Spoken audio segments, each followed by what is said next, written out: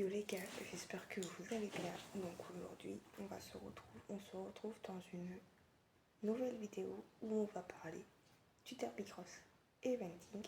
Donc c'est une épreuve qui propose un parcours composé d'obstacles fixes, donc d'obstacles naturels, comme les troncs, les fossés, les passages d'eau, etc.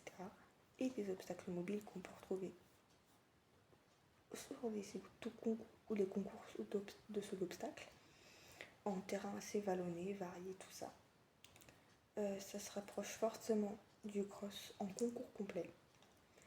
Ils sont généralement longs de 1000 à 1200 mètres. Ces épreuves souvent les derby cross comme ça peuvent souvent servir d'entraînement avant un concours complet justement. Ils combinent des sensations du cross et de la précision du saut d'obstacle. On retrouve 50% des obstacles naturels qu'on peut retrouver dans nos manuels de galop, que ce soit pour les jeunes cavaliers ou même plus jeunes ou moins jeunes cavaliers d'ailleurs. C'est une course hippique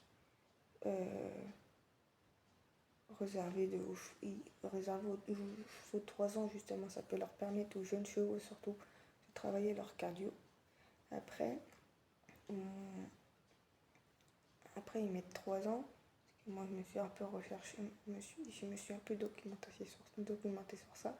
Ils mettent à partir de 3 ans, mais c'est parce que ça leur permet aux jeunes chevaux justement de...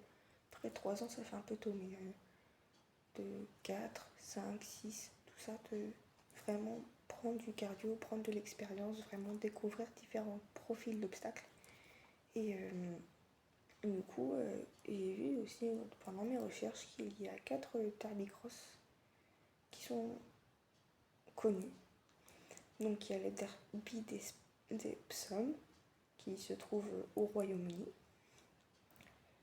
Il y a le prix du Jockey Club qui se trouve à Chantilly en France. Il y a le derby d'Irlande qui se trouve à Curragh en Irlande.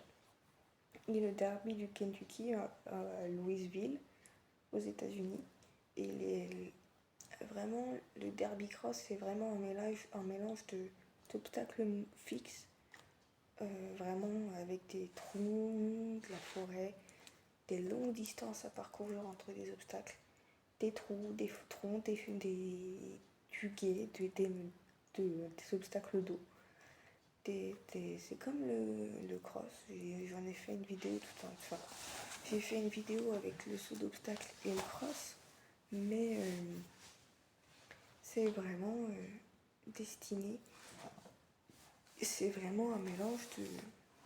Et du coup, en fait, quand on fait un derby cross comme ça, on retrouve vraiment la sensation du cross quand on fait un concours complet et vraiment la précision du CSO. Et n'hésitez pas à aller voir mes précédentes vidéos où je parle du concours complet, du CSO, tout ça. N'hésitez vraiment pas à aller voir parce que je pense qu'il y a d'autres personnes aussi qui ont justement fait ce type de vidéo-là, qui ont fait des immersions et tout ça avec des grands cavaliers. Et du coup, c'est vraiment là les 4 derby cross que j'ai présentés. Donc le derby d'Epsom, le prix du Jockey Club, le derby d'Irlande et le derby du Kentucky, c'est vraiment ceux qui sont connus, qu'on a potentiellement déjà tous entendus en tant que cavalier. Si on connaît un peu la discipline du derby cross, c'est vraiment une épreuve qui propose un parcours vraiment varié de différents obstacles, etc.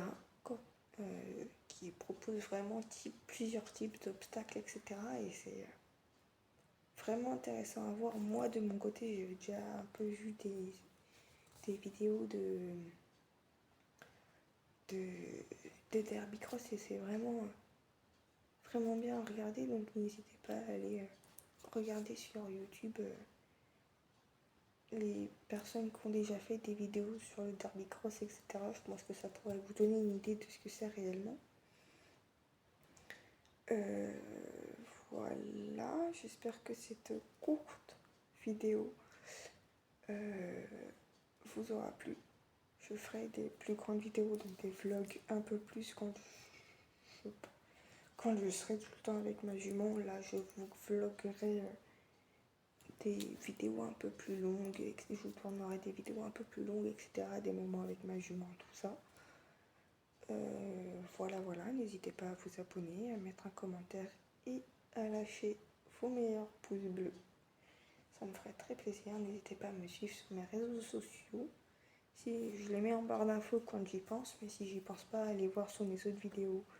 Je les ai mis. Donc sur ce, je vous dis à très bientôt dans une prochaine vidéo.